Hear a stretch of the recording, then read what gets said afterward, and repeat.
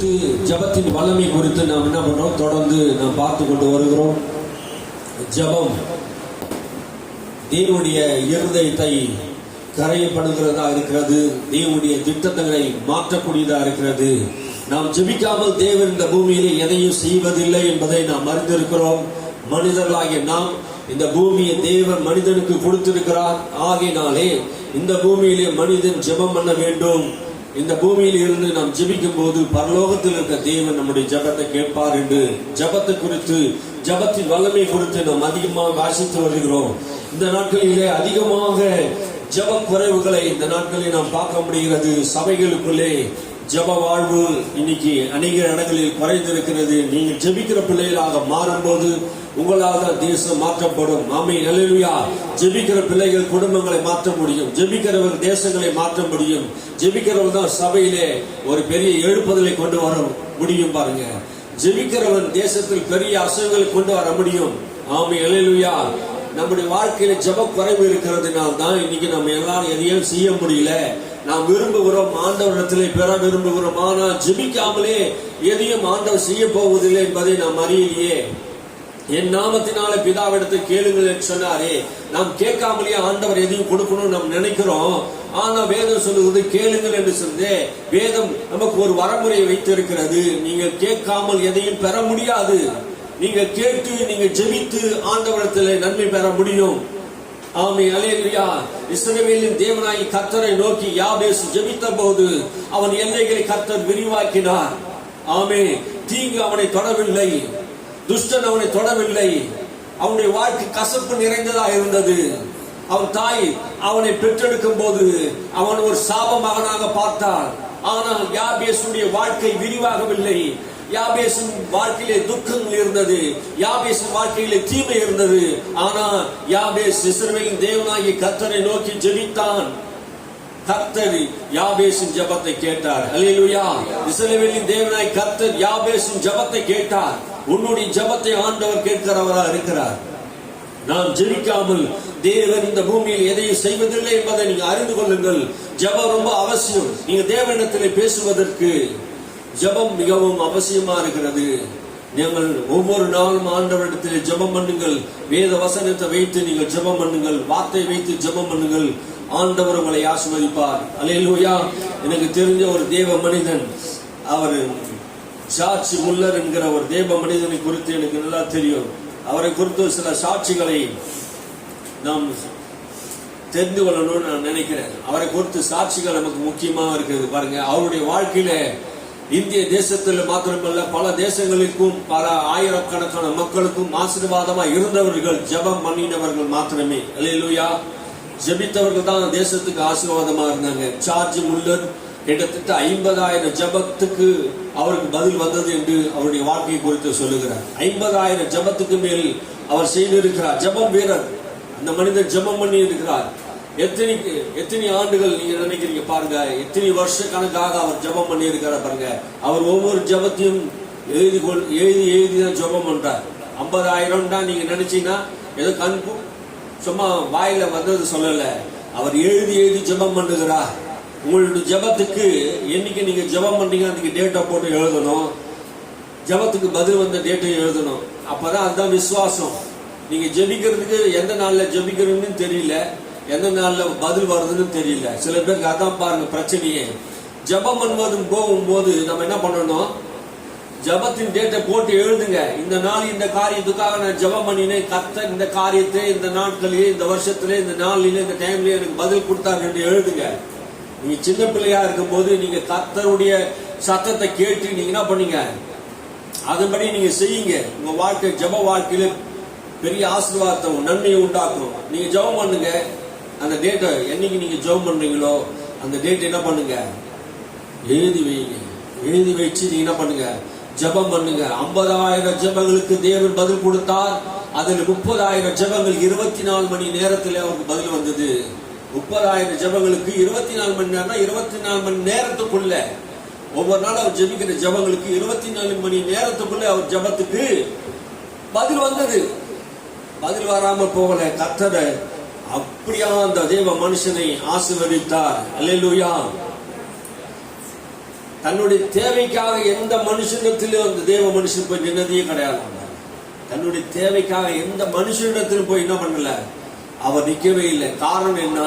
அவர் தேவனுக்கு முன்பாக நிற்கிற மனுஷனா இருந்தார். அல்லேலூயா. நாம் கர்த்தரிடத்தில் போய் நிற்கிற மனுஷனா இருப்போம்னா எந்த தேவைக்காக எந்த மனுஷனிடத்திலே நாம் போய் நிற்க வேண்டியதில்லை. கர்த்தரிடத்திலே ஜெபம் பண்ணுங்கள், தன் தேவைகளை ஆண்டவரிடத்திலே சொல்லுங்கள். நீ ஜெபம் பண்ணும்போது ஆண்டவர் உங்கள் ஜெபத்தை கேட்கிறார் என்று விசுவாசத்தோடு ஜெபம் பண்ணுங்கள். அவருடைய வாழ்நாளிலே பெரிய சாதனைகள்லாம் செய்தார். 10,000 அநாத பிள்ளைகளை அவர் எடுத்து அவர் வளர்த்தார். 10,000 அநாத பிள்ளைகளை எடுத்து வளர்த்தார். நம்ம நினைக்கிறோம் ஒரு 2 பிள்ளைகளை எடுத்து வளர்க்கறதுக்கே, பெற்ற பிள்ளைகளை வளர்க்கறதுக்கே எவ்வளோ காசு செலவாகுது, அவங்க படிப்புக்கு எவ்வளோ செலவாகுது, அவங்க உடைக்கு எவ்வளோ செலவாகுது. யோசிச்சு பாருங்க. நம்ம அந்த 2 பிள்ளைக்காக நம்ம உழைக்கிறோம், கஷ்டப்படுறோம். ஆனா அவர் 10,000 அநாதை பிள்ளைகளை எடுத்து வளர்த்து அவருக்கு 3 வேளையும் சாப்பாடு கொடுத்து 3 வேளையும் நல்ல குறைவில்லாம உங்களுடைய வாழ்க்கையை பாதுகாத்தார் என்றால், அவர் வாழ்நாளில் எந்த மனிதனிடத்தில் போய் தந்த பிள்ளைகளுக்காக அவர் யார்கிட்ட எதையும் கேட்கல. காரணம் என்ன தெரியுமா? அவர் ஜெபம் பண்ணினா. அந்த பிள்ளைக்கு 10,000 பிள்ளைகள் யாருன்னு கேட்டீங்கன்னா, 2ஆம் உலக போரிலே அந்த ஜெர்மன் தேசத்திலே நடந்த அந்த யுத்தத்திலே, அந்த பகுதியில் நடந்த யுத்தத்தினாலே 2ஆம் உலக போரில் நடந்த பிள்ளைகள் அப்பா அம்மாலாம் இறந்துட்டாங்க பாருங்க, பிள்ளைகளை கைவிடப்பட்டிருந்தாங்க பாருங்க. அப்படியாப்பட்ட பிள்ளைகள் எல்லாம் எடுத்து என்ன பண்ணாங்கன்னா அவர் வளர்த்து அவர் உருவாக்கினார். அவர் எல்லாருக்குமே என்ன பண்ணாரு? ஜெபம் பண்ணி ஒவ்வொரு நாளும் அவருக்கு பால், ஒவ்வொரு வீட்டுக்கும் பால். இன்னைக்கு எவ்வளவு பால் தேவைப்படும்? 10,000 பிள்ளைகள் பால் எவ்வளவு தேவைப்படும்? 10,000 பிள்ளைக்கு 3 வேளை சமைக்கணும் எவ்வளவு தேவைப்படும்? யோசிச்சு பாருங்க. அவர் இந்த தேவைகளுக்கு முன்பாக தன்னுடைய தேவனை நோக்கி அவர் பார்த்தார். அல்லேலூயா. தன்னுடைய தேவனை நோக்கி பார்த்தார். ஜெபம் பண்ணினா. முழங்காலிலே நிற்கிறவர் தேவ மனிதர் ஜார்ஜ் முல்லர் 100 முறை முழங்காலிலே நின்று வேதத்தை வாசித்த விசுவாச அப்போஸ்தலனா இருந்தார். முழங்காலிலே நின்று 100 முறை அப்படியே வேதத்தை வாசித்தார். இன்னைக்கு ஒரு முறை கூட நம்ம வேதத்தை வாசிக்கல. ஒரு முறை கூட இன்னைக்கு சபை பிள்ளைகள் இன்னும் புதிய ஏற்பாடு கூட வாசிக்கிறது நான் பார்க்கல. நீங்க பாருங்க, நான் புதிய ஏற்பாடையும் பழைய ஏற்பாடையும் ஒரு வருஷத்துல ஒரு முறையை நீங்க வாசித்தா வாழ்நாளில உங்களுக்கு ஒரு வாழ்க்கையில ஒரு அத்தியாயத்தை முழுசு நீங்க முடிக்க முடியும் பாருங்க. ஆனா ஜார்ஜ் முல்லர் வேதமும் ஜபமும் அவருடைய வாழ்க்கையில அதிகமா இருந்தது. 200 முறை அவர் வேதத்தை வாசித்தாராம். 100 முறை நாற்காலியில உட்கார்ந்து அவர் வேதத்தை வாசித்து ஜபம் பண்ணுவாராம். அவருடைய ஜபம் தேவனுடைய இருதயத்தை தொட்டது. அல்லேலூயா. நீங்கள் என்னிலும் என் வார்த்தைகளிலும் நிலைத்திருந்தால் கேட்டுக்கொள்வது எதுவோ அது தரப்படும் என்று சொன்னபடி 200 முறை அவர் இந்த வேத புஸ்தகத்தை வாசித்து முடித்தாராம். அவருடைய வேத புஸ்தகம் அப்படியா தேய்ந்திருந்தது.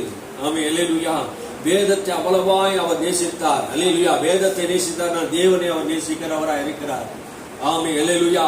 அவர் உலகம் முழுவதும் போய் ஜெபங்களை நடத்தி சுவிசேஷத்தை அறிவித்து உலகத்தில் இருக்க எல்லா மக்களுக்கும் அவர் நன்மை செய்தவராய் இருந்தார். அவர் அந்த சபைக்கு மாத்திரமல்ல, அந்த ஊருக்கு மாத்திரம் ஆசீர்வாதமா இல்லை, அவர் எல்லாருக்கும் அவர் ஆசீர்வாதமா இருந்தார். காரணம் என்ன தெரியுமா? என்ன காரணம் தெரியுமா? அவருடைய ஜெப ஜீவியம் தான். அல்லேலூயா. அநேக மிஷனரிகளை அவர் தாங்கினார். இன்னைக்கு நம்ம சபையில ஒரு மிஷனரி கூட நம்மளால இன்னைக்கு சபையில் இந்தியாவில் இருக்க எல்லாரும் என்ன பண்ணல, ஒரு மிஷனரி கூட என்ன பண்ணல, தாங்க முடியல. ஆனா அவர் அநேக மிஷனரி, இது மத்தியில அநேக மிஷனரி தாங்கினா, அநேக கைப்பிரதிகளும் பைபிள்களையும் அவர் அச்சடித்து அநேக ஊழியர்களுக்கு உதவியா இருந்தார். ஆமென். அல்லேலூயா. அவருடைய வாழ்க்கை மிக முக்கியமா இருந்தது. அவர் தனி மனிதனாக என்ன பண்ணாரு? தேவனிடத்திலே ஒத்தாசை கேட்டு என்ன பண்ணாரா? தேவனையே சார்ந்து வாழ்ந்தார். அல்லேலூயா. தேவனையே சார்ந்து வாழ்கிற வாழ்க்கை தான் ஜெப வாழ்க்கை. அல்லேலூயா. ஜெபத்தில் சாதித்தார், ஜெபத்திலே முழங்காலில் நின்றார். எந்த தேவையும் எந்த மனிதனத்தில் போய் எனக்கு உதவி செய்யன்னு கேட்கல. கர்த்தரை நோக்கி பார்த்தார், இஸ்ரவேலின் தேவனை நோக்கி பார்த்தார். அல்லேலூயா. வானத்தை பூமியை உண்டாக்கின கர்த்தரிடத்திலிருந்து எனக்கு ஒத்தாசை வரும், அவரை எனக்கு ஒத்தாசை அனுப்புவார் என்று அவர் அதிகமா ஜெபம் பண்ணினதுனாலே அவர் எப்போது தேவனிடத்திலே ஜெபம் பண்ணி கொண்டே இருப்பார். அல்லேலூயா. அந்த ஜெப வாழ்க்கை நம்முடைய வாழ்க்கையில் இருக்குமானால் அவருடைய வாழ்க்கை சொல்கிறாரு, நான் ஜெபிக்கிற ஆவியுடையவனா இருக்கிறேன் என்று சொன்னார். நான் ஜெபிக்கிற ஆவியுடையவனா இருக்கிறேன், நான் ஜெபிக்கிற ஜீவியுடையவனா இருக்கிறேன் என்று சொன்னார். நான் நடக்கும் போது ஜெபிக்கிறேன், நான் நடக்கும் போது ஆண்டவரிடத்தில் பேசுகிறேன், நான் தூங்கும் போதும் ஆண்டவரிடத்தில் ஜெபம் பண்ணிட்டு தூங்குகிறேன், நான் காலையில் எழுந்த உடனே ஜெபிக்கிறேன். தொடர்ந்து இரவும் பகலும் நடக்கும் போது தூங்கும் போது அவர் வாழ்நாள் முழுவதும் ஜெபமே ஜீவனாக வாழ்ந்தார். அல்லேலூயா. ஒரு ஜெப ஜீவி நம்மளுடைய வாழ்க்கையில் இருக்குமானால் நிச்சயம் நம்மை ஆண்டவர் ஆசீர்வதிப்பார். அல்லேலூயா. 3 மணி நேரம் உட்கார்ந்து வேதத்தை தியானிப்பார். 3 மணி நேரம் உட்கார்ந்து வேதத்தை தியானிப்பார். ஒவ்வொரு வசனத்தை வாசித்து வாசித்து தியானம் பண்ணி அந்த வசனத்தை ஜெபமா செய்வார். அல்லேலூயா. வாசித்து வாசித்து நாம் ஜெபமாய் மாற்ற வேண்டும். பாருங்க, கருத்தாய் ஜெபிக்கிற ஜெபம். அல்லேலூயா. வேதத்தை வாசித்து வாசித்து நாம் ஜெபிக்கிற ஜெபம் தேவன் நமக்கு பதிலை கொடுக்கிறார். அல்லேலூயா. கடன் வாங்குவதை குறித்து அவர் சொல்லுகிற ஒரு ஆலோசனை என்ன சொல்றார் தெரியுமா? தேவனுடைய வாசலை படிய மீறி நான் ஒன்றும் என்ன பண்ண செய்ய போறது இல்லைன்னா, தேவனுடைய வாசல் படியை மீறி நான் ஒன்றும் செய்ய போறது இல்லைன்னா, அப்படின்னா என்ன அர்த்தம்? அவர் சொல்ற அர்த்தம் என்னன்னா, தேவனுடைய வாசல் படினா தேவனுடைய வசனத்தை மீறி நான் ஒன்றும் செய்வதில்லை. அப்போ கடன் வாங்க மாட்டேன், அநேக ஜாதிகளுக்கு கடன் கொடுப்பேன் என்று சொல்லி இருக்கிறாரே. அப்போ அந்த தேவன் இன்னைக்கு ஆண்டவரா இருக்கிறார். அவர் சொல்றாரு, என்ன சொல்றாரு? ஆதியிலே எப்படி தேவன் இருந்தாரோ அப்படியே இப்ப வரைக்கும் அப்படிதான் இருக்கிறார். அல்லேலூயா. அவர் மாறாதவரா இருக்கிறார். தேவன் மாறாதவரா இருக்கிறார். அவர் கொடுக்கிறவரா இருக்கிறார். அவர் ஆசீர்வதிக்கிறவரா இருக்கிறார். அவர் உயர்த்துகிறவரா இருக்கிறார். உன்னை மேன்மைப்படுத்துகிறவரா இருக்கிறார். இன்னைக்கும் அவர் அப்படியே தான் இந்த 20ஆம் நூற்றாண்டிலே வாழ்ந்து கொண்டிருக்கிற நம்முடைய வாழ்க்கையிலும் கர்த்தர் அப்படியே தான் இருக்கிறார். அல்லேலூயா. எத்தனை பேர் சொல்லுங்க அல்லேலூயா. ஆமே. அல்லேலூயா. ஆண்டவர் நம்மோடு கூட தான் இருக்கிறார். நீங்க கடன் வாங்குவது இல்லை என்று நீங்க என்ன பண்ணணும்? வசனத்திலே நிலைத்து இருக்கணும். அப்படி நீங்க நிலைத்து இருந்தீங்கன்னா நீங்கள் வேண்டிக் கொள்வதை கர்த்தர் உங்களுக்கு தருவார். அல்லேலூயா. எந்த தேவைக்காக எந்த மனுஷனையும் சந்திக்காமல் முழங்காலிலே ஆண்டவரை சந்தித்து ஆண்டவரத்திலே நன்மை பெற்ற எல்லா தேவ மனிதர்களும் நீங்க யோசித்து சிந்தித்து பாருங்க. வேதத்தில் இருக்க எல்லா மனிதரும் கர்த்தரை நோக்கி பார்த்தார்கள். நம் முன்னோர்கள் கர்த்தரை நோக்கி பார்த்தார்கள். அவர்கள் அவரை நோக்கி பார்த்தார்கள். அல்லேலூயா. ஆபிரகாம், ஈசாக்கு, யாக்கோபு எல்லா மனுஷர்களும் அவரை நோக்கி பார்த்தார்கள். அவருடைய தேவைகள் எல்லாம் கர்த்தர் சந்தித்தார். அல்லேலூயா. நாம் தேவனை நோக்கி பார்ப்போம்னா ஜெபம் நம்முடைய வாழ்க்கையை மாத்திரமல்ல, சரித்திரத்தை மாற்றக்கூடியதா இருக்கும். அல்லேலூயா. தேவனுடைய இருதயத்தை மாற்றக்கூடியதா இருக்கும். நாம் ஜெபிக்கும் போது மரணத்தை தள்ளி போட முடியும். அல்லேலூயா. நாம் ஜெபிக்கும் போது தேசத்துக்கு நன்மை உண்டாக முடியும். ஆமே. அழிவை தடுக்க முடியும். ஜெபம் அழிவை தடுக்கும். ஒரு கூட்ட ஜனங்களை ஜெபம் அந்த அழிவிலிருந்து காக்கும். நாம் இதெல்லாம் நம் வேதத்திலே சென்ற வாரத்திலும் கொஞ்சம் நாம் பார்த்தோம். இந்த வாரத்திலும் கூட நாம் எசேக்கியேல் புஸ்தகத்தை, ஏசாயா புஸ்தகத்தை 38ஆம் அதிகாரத்திலே 1, 2, 5 வரைக்கும் வாசிப்போம். ஏசாயா புஸ்தகம் 38ஆம் அதிகாரம். ஏசாயா புஸ்தகம் 38ஆம் அதிகாரத்திலே, அந்நாட்களிலே எசேக்கியா ராஜா வியாதிப்பட்டு மரணத்துக்கு ஏதுவாய் இருந்தான். அல்லேலூயா. அங்க பாருங்க, அந்நாட்களிலே, அந்த நாட்களிலே ஏசாயா தீர்க்கதரிசி, அந்த நாட்களிலே எசேக்கியா என்கிற ராஜா மரணத்துக்கு ஏதுவான ஒரு வியாதிப்பட்டிருந்தான். அப்போது ஆமோத்சின் குமாரனாகிய ஏசாயா என்ற தீர்க்கதரிசி அவனிடத்தில் வந்து அவனை நோக்கி, நீ உமது வீட்டுக்காரிகளை எல்லாம் ஆயுதப்படுத்தும், நீ பிழைக்க மாட்டீர் என்று மறுத்தி போவீர் என்றும் கர்த்தர் சொல்லுகிறார் என்று இங்கே ஏசாயா என்கிற ஒரு தீர்க்கதரிசி சொல்லுகிறான். என்ன சொல்லுகிறான்? எசேக்கியாவை பார்த்து, நீ வியாதிப்பட்டு இருக்கிற, இந்த வியாதி உன்னை மரணத்துக்கு நேராக கொண்டு போகும், நீ மரித்து விடுவீர் என்று கர்த்தர் உனக்கு சொல்லுகிறார் என்று இந்த எசேக்கியா ராஜாவிடத்திலே இந்த ஏசாயா தீர்க்கதரிசி சொன்ன போது, இந்த எசேக்கியா ராஜா என்ன செய்தான் என்று நீங்கள் கவனிக்க வேண்டும். கர்த்தரால் சொல்லப்பட்ட தீர்க்கதரிசனம் நிறைவேறும். கர்த்தருடைய தீர்க்கதரிசி பெரிய தீர்க்கதரிசி ஏசாயா தீர்க்கதரிசி. அவர் இயேசு கிறிஸ்துவின் பிறப்பு குறித்தும் இயேசுவின் வருகை குறித்த வரைக்கும் பல மில்லியன் ஆயிரக்கணக்கான வருஷங்களை குறித்தும் தீர்க்கதரிசி சொன்னவன். ஆனா இந்த ஏசாயா தீர்க்கதரிசி சொல்லுகிறான், எசேக்கியாவே, உன் காரியத்தை ஆயத்தப்படுத்து, உன் வீட்டு காரியத்தை ஆயத்தப்படுத்து, நீ மரிக்க போகிறாய் என்று சொன்ன போது அவன் செய்த காரியத்தை நாம் சிந்தித்து பார்க்கணும். எசேக்கியா ராஜா என்ன செய்தான்? அப்போது எசேக்கியா தன் முகத்தை சுவர் பக்கமா திருப்பி கொண்டு கர்த்தரை நோக்கி, அல்லேலூயா, அந்த மரணம் நேரிடும் என்று சொன்ன போது அவன் பயப்படல. அவன் என்ன பார்த்தான்? யாரை நோக்கி பார்த்தான்? எசேக்கியா ராஜா கர்த்தரை நோக்கி பார்த்தான். அல்லேலூயா. இந்த உலகம் உன்னை குறித்து யாருன்னா சொல்லட்டும், தீர்க்கதரிசி வந்து தீர்க்க தரிசனம் கூட சொல்லட்டும், அந்த தீர்க்க தரிசனத்தை மாற்றக்கூடியது ஜெபமா இருக்கிறது. அல்லேலூயா. தீர்க்கதரிசி சொல்லிட்டாயா, அவள் தான் முடிஞ்சு போச்சு அப்படின்னு நீங்க நினைக்காதீங்க. ஜெபம் தேவனுடைய திட்டத்தை, தேவனுடைய இருதயத்தில் இருக்க எண்ணத்தை மாற்றக்கூடியதா இருக்கிறது. ஜெபத்தின் வல்லமையை குறித்து நாம் பேசிக்கொண்டு இருக்கிறோம். ஜெபம் என்ன செய்யும்? ஜெபம் எப்படி நடக்கும், ஜெபம் பண்ணினா என்ன நடக்கும் என்பதை, ஜெபம் பண்ணதா என்ன பிரயோஜனம் என்பதை சில பேர் நினைக்கிறாங்க. நீங்க ஜெபித்தால் அந்த மரணத்தை தள்ளி போட முடியும். ஆமென், அல்லேலூயா. நீங்க ஜெபித்தா, இது கதை புஸ்தகம் அல்ல, இது வேத புஸ்தகம், சத்திய வேதம். இந்த வேதம் சொல்லுகிறது, அன்னைக்கு எசேக்கியா ராஜா அவன் திரும்ப கூட வழி இல்லாத சூழ்நிலை, படுத்த படுக்கையா கிடந்தான். அவன் திரும்ப விட முடியல. அவன் சோர் பக்கமா திரும்பி, அவன் ஒரு ராஜா மற்றவனுக்கு முன்பாக அழல, தான் செவர் பக்கமா திரும்பி கர்த்தரை நோக்கி பார்க்கிறான். ஆண்டவரை நோக்கி பார்க்கணும், நம்ம ஜெபம் பண்ணணும். ஆண்டவர் அந்த மரணத்தை தள்ளி போடுவார். ஆமென், அல்லேலூயா. இந்த வேத புஸ்தகம் எவ்வளவு சத்தியமா இருக்கிறது பாருங்கள். கர்த்தாவே, அவன் ஜெபம் பண்ணுகிறான். கர்த்தாவே, நான் உமக்கு முன்பாக உண்மையும் மன உத்தமமாய் நடந்து உமது பார்வைக்கு நலமானதை செய்தேன் என்பதை நீ நினைத்தருளும் என்று விண்ணப்பம் பண்ணி எசேக்கியா மிகவும் அழுதான். மிகவும் அழுகிறான். ஆண்டவரே, நான் உமக்கு முன்பாக உண்மையும் உத்தமமா இருந்தேன். ஆண்டவரே, எனக்கு இந்த வயசுல நாம் சாகக்கூடாது, இந்த வயசுல நான் மறிக்க கூடாது ஆண்டவரே என்று நான் உமக்கு முன்பாக உண்மையா இருந்தனே, உமக்கு முன்பாக உத்தமனா இருந்தனே. அவன் உண்மையா இருந்ததினால், உத்தமனா இருந்ததினால் தான் என்ன பண்ணான், கர்த்தரிடத்திலே ஜெபம் பண்றான். அல்லேலூயா. யாரை நோக்கி நம்ம ஜெபம் பண்ணணும்? உனக்கு சொன்ன காரியம் டாக்டர் சொல்லி இருக்கலாம், மருத்துவர் சொல்லி இருக்கலாம், யாரோ உனக்கு ஒரு காரியத்தை சொல்லி இருக்கலாம். ஆனா நீ ஜெபம் பண்ணினா உன் மரணத்தை தள்ளி போட முடியும். அல்லேலூயா. ஆமென், அல்லேலூயா. ஜெபம் தேவன் இருதயத்தை மாற்றக்கூடியதா இருக்குது. சொல்லப்பட்ட தீர்க்க தரிசனத்தை மாற்றக்கூடியதா இருக்கிறது. ஜெபத்தின் வல்லமையை குறித்து நீங்கள் அறிந்து கொள்ள வேண்டும். நான் உமக்கு முன்பாக உண்மையும் மன உத்தமமாய் நடந்தேன் ஆண்டவரே. மன உத்தமமாய் நடந்தான் எசேக்கியா ராஜா. அவன் நாட்களில் கர்த்தருக்கு அவன் பிரியமான காரியங்களை எல்லாம் செய்தான். விக்கிரகத்தோப்புகள்லாம் அடித்தான். விக்கிரகம் வணங்கிக் கொண்டிருக்க ஜனங்களை எல்லாம் மனம் திரும்பி கர்த்தரிடத்திலே சேர்த்தான். ஆமென், அல்லேலூயா.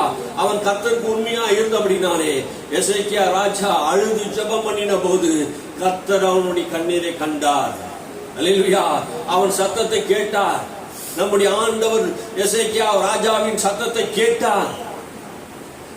நீ நினைக்கலாம், என் கண்ணீரை யாரும் பார்க்கல, நான் என் சத்தத்தை யாரும் கேட்கலன்னு சொல்ல முடியாது.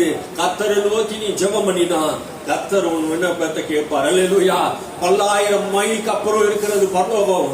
அவர் அங்கிருந்து உன் மனிதன் இந்த இடத்திலிருந்து ஜெபிக்க அந்த ஜெபத்தை ஆண்டவர் கேட்கிறார். அல்லேலூயா. அவருடைய சத்தத்துக்கு, நீ எசேக்கியாவுடைய சத்தத்துக்கு ஆண்டவர் செவி கொடுத்தார். அல்லேலூயா. உன்னுடைய சத்தத்துக்கு ஆண்டவர் செவி கொடுக்கிறவராக இருக்கிறார். அல்லேலூயா. நீங்க ஜெபம் பண்ணணும், ஆண்டவரை நோக்கி நினைத்தணும். பாருங்க, வாசிங்க. கர்த்தாவே, நான் உத்தமத்தில் நடந்தேன். 4 வசனம். அப்போது ஏசாயா, அப்போது இவன் விண்ணப்பம் பண்ணின போது, அப்போது மறுபடியும் ஏசாயாவுக்கு கர்த்தருடைய வார்த்தை உண்டாகிறது. அல்லேலூயா. நீ ஜெபம் பண்ணினா அந்த தீர்க்கதரிசிக்கு சொன்ன அந்த தீர்க்க தரிசனத்தை மாற்றுவதற்கு, எசேக்கியா ராஜாவை மறுபடி காப்பாற்றுவதற்கு அந்த ஜெபம் உதவியா இருந்தது. மறுபடியும் ஏசாயா என்ற தீர்க்கதரிசி வாசல் முற்றத்திலே போகிறான், வாசல் அரமனைக்குள்ள போகிறான். மறுபடியும் கர்த்தருடைய வார்த்தை ஏசாயாவுக்கு வருகிறது. ஏசாயாவுக்கு வரும்போது மறுபடியும் சொல்றார், கர்த்தர் சொல்றாரு, நீ போ, எசேக்கியாவை நோக்கி உன் தகப்பனாகிய தாவீதின் தேவனாகிய கர்த்தர் சொல்லுகிறது என்னவென்றால், உன் தகப்பனாகிய தாவீதின் தேவன் நான் கர்த்தர் சொல்லுகிறது என்னவென்றால், உன் விண்ணப்பத்தை கேட்டேன், உன் கண்ணீரை நான் கண்டேன், இதோ உன் நாட்களோடு 15 வருஷம் கூட்டுவேன் என்று சொன்னார். அல்லேலூயா. ஜெபத்தின் வல்லமை பாருங்கள், ஜெபத்தின் வல்லமையை கவனிங்க. ஜெபிக்கும் போது ஆண்டவர் அந்த ஜெபத்தை கேட்டு ஏசாயாவுக்கு மறுபடியும் கர்த்தருடைய வார்த்தை உண்டாகிறது. மறுபடியும் ஜெபிக்கிறான். அல்லேலூயா. மறுபடியும் ஜெபிக்கிறான். ஆண்டவர் அவனுக்கு அற்புதங்கள் செய்கிறார். அவனுடைய வாழ்க்கையிலே அன்னைக்கு அவனுக்கு பெரிய சுகம் கிடைத்தது. 15 வருடம், 1 வருடம் 2 வருடம் இல்ல, 15 வருடம் அவனுடைய ஆயுசு நாட்களை பெருக பண்ணுகிறது. ஜெபம் உன் ஆயுசு நாட்களை பெருக பண்ணும். இன்னைக்கு செத்துடுவேன் டாக்டர் சொன்னா கூட நீ சாக மாட்டேன். ஆமென், அல்லேலூயா. உன் ஆயுசு நாட்களை கூட்ட பண்ணுகிறார். நீ உற்சாகமா உண்மையா ஜெபம் பண்ணும். ஆண்டவரை நோக்கி ஜெபம் பண்ணும் போது ஆண்டவர் அந்த ஜெபத்தை கேட்டு உன் ஆயுசு நாட்களை பெருக பண்ணுகிறவராய் இருக்கிறார். அல்லேலூயா. ஆமென், அல்லேலூயா. ஆகாப் என்கிற ராஜா இஸ்ரவேலின் மேல் ராஜாவாய் இருந்தான். அவன் செய்த தவறு நீங்கள் வாசித்து பாருங்கள். 1 ராஜாக்கள் புஸ்தகம் 21ஆம் அதிகாரம், 1 ராஜாக்கள் புஸ்தகம் 21ஆம் அதிகாரம் 1 ராஜாக்கள் எல்லாரும் எடுத்துக்கொள்ளுங்கள். 21ஆம் அதிகாரம் 25ஆம் வசனத்திலிருந்து வாசிப்போம். தன் மனைவியாகிய யெசபேல் தூண்டிவிட்டபடியே கர்த்தரின் பார்வைக்கு பொல்லாப்பானதை செய்ய தன்னை விற்று போட்ட ஆகாவை போல் ஒருவனும் இல்லை. கர்த்தர் இஸ்ரவேல் புத்திரருக்கு முன்னின்று துரத்திவிட்ட எமோரியர் செய்தபடியெல்லாம் அவன் நரகலான விக்கிரகங்களை பின்பற்றி மகா அருவருப்பாய் நடந்து கொண்டான். ஆகாப் இந்த வார்த்தைகளை கேட்டபோது தன் வஸ்திரங்களை கிழித்து தன் சரீரத்தின் மேல் ரெட்டை போத்துக்கொண்டு உபவாசம் பண்ணி ரெட்டிலே படுத்து தாழ்மையாய் நடந்து கொண்டான். அப்பொழுது கர்த்தருடைய வார்த்தை திஸ்பியனாகிய எலியாவுக்கு உண்டாயிற்று.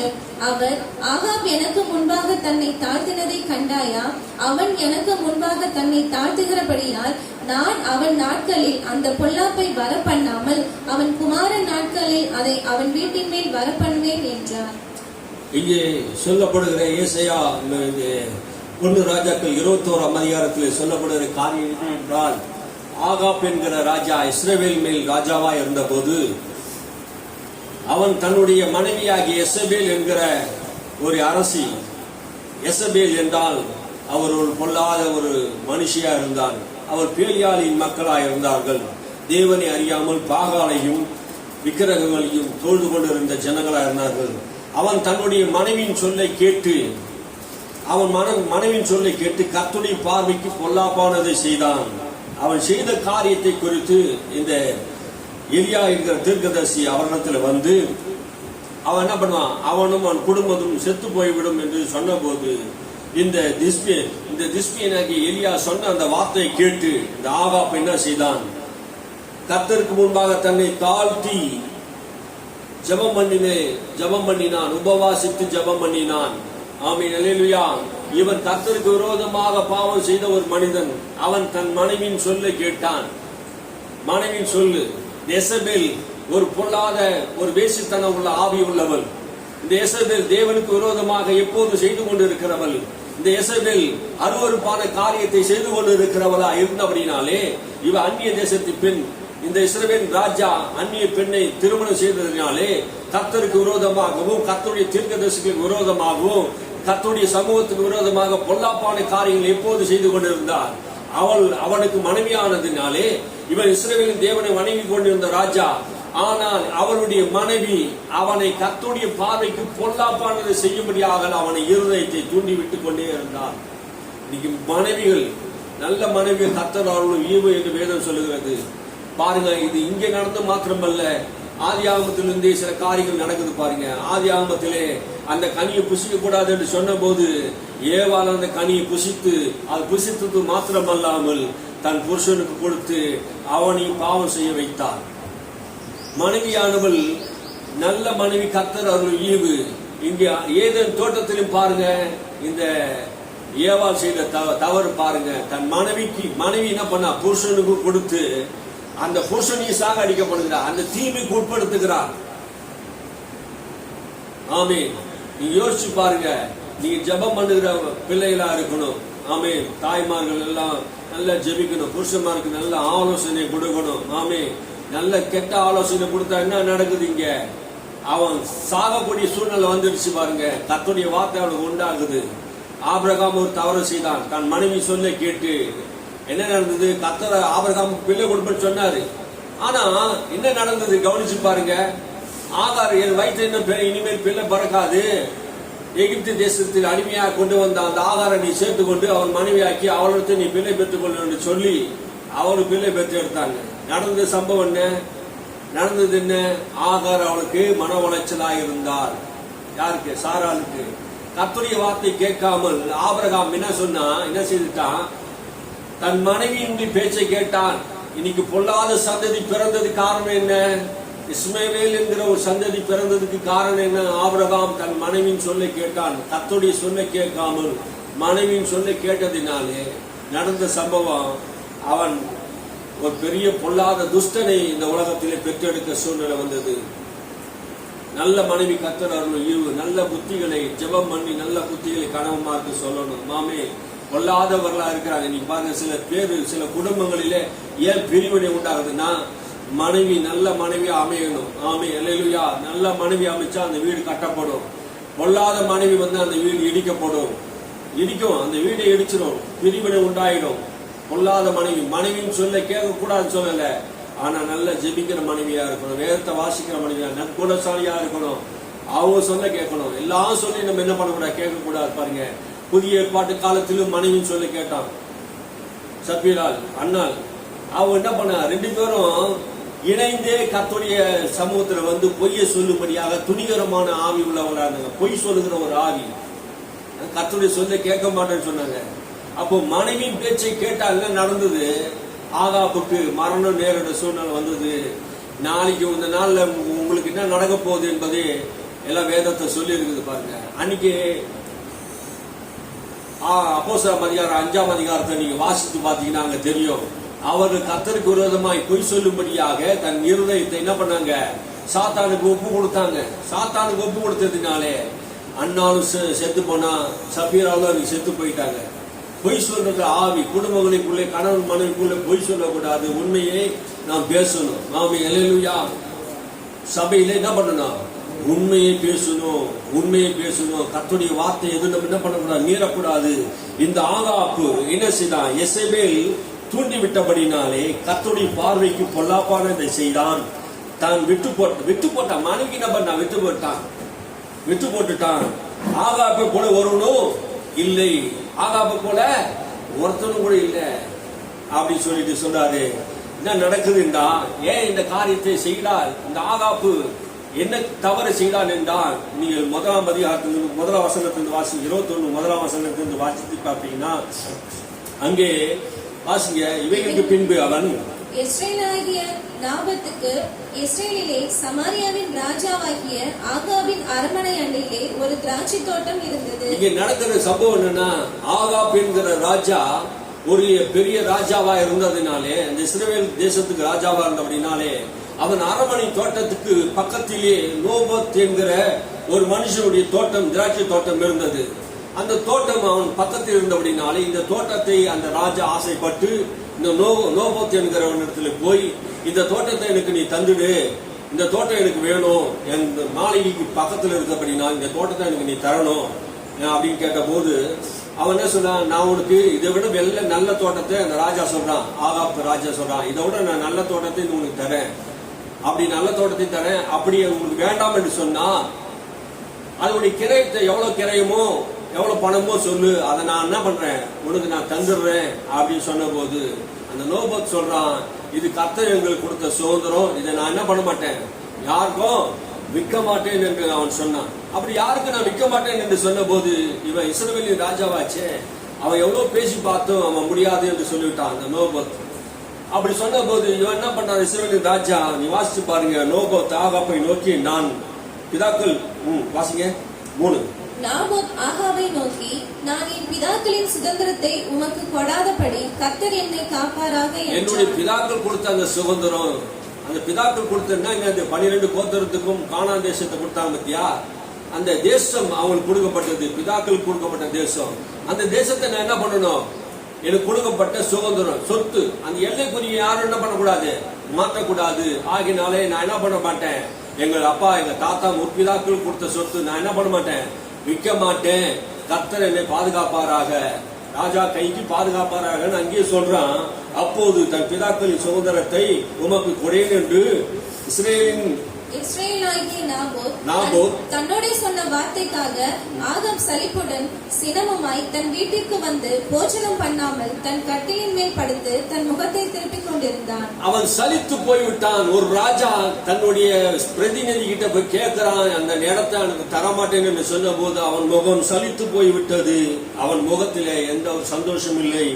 அவன் போய் படுத்துக் கொண்டு சாப்பிடாம படுத்துக் கொண்டிருந்தான்.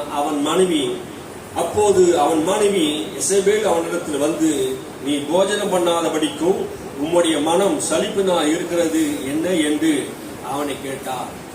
யாரை கேட்டா?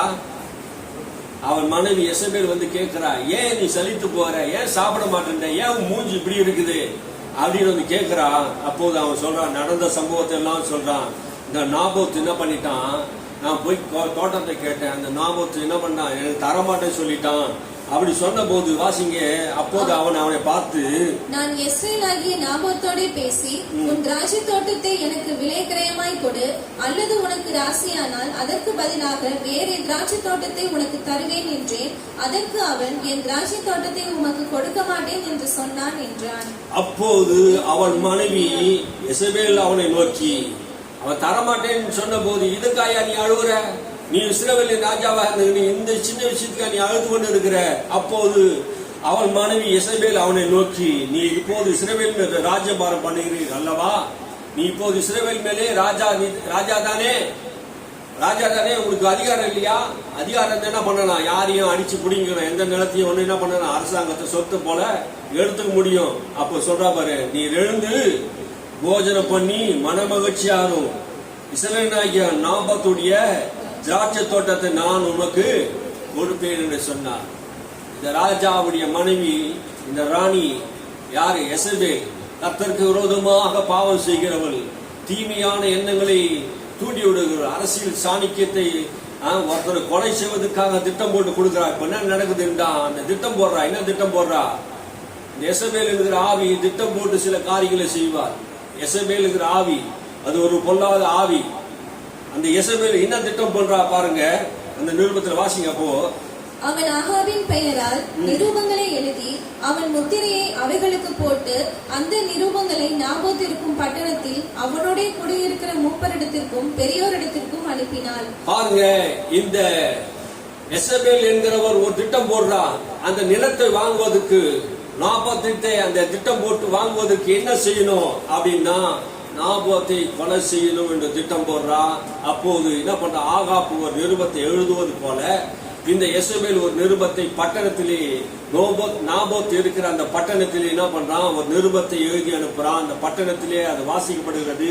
அந்த பட்டணத்தில் உள்ள மூப்பர்கள், அந்த அதிகாரிகள் எல்லாம் இந்த யெசபேலுடைய கடிதத்தை வந்த போது, அதை வாசித்த போது, அந்த கடிதத்தில் என்ன எழுதியிருந்தது என்றால், என்ன எழுதியிருந்தது? தந்திரமான காரியம் எழுதியிருந்தது. நீங்கள் உபவாசம் என்று சொல்லி உங்க பட்டணத்தில் அறிவிங்கள். அப்ப அறிவித்து இந்த நாபோத்தையும் அவனை வர சொல்லுங்கள்.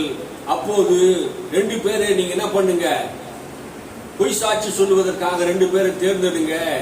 அவன் ராஜாவையும் தேவனையும் தூஷித்ததாகவும் திட்டினதாகவும் நீங்க என்ன பண்ணுங்க, பொய் சாட்சியை ஏற்படுத்துங்க அப்படின்னு சொன்ன போது, இந்த திட்டத்துக்கு அந்த இருக்கிற எல்லாரும் என்ன பண்ணாங்க, அந்த பட்டணத்தில் இருக்கிற எல்லாரும் என்ன பண்ணிட்டாங்க, ஒத்து உழைச்சி, இவ ராணி இல்ல, இவ சொன்னா கேட்கணும் இல்ல, அந்த ஊர்ல என்ன அநியாயம் நடந்தா, என்ன அக்கிரமம் நடந்தாலும் அவங்க சொன்னா என்ன பண்ணுவாங்க, கேள்வியே கேட்க மாட்டாங்க. அப்படியே என்ன பண்ணுவாங்க, அந்த பட்டணத்துக்கு அப்படியே அந்த மனுஷர் என்ன பண்ண கீழ்ப்படிந்து செய்தாங்க. வாசிங்க.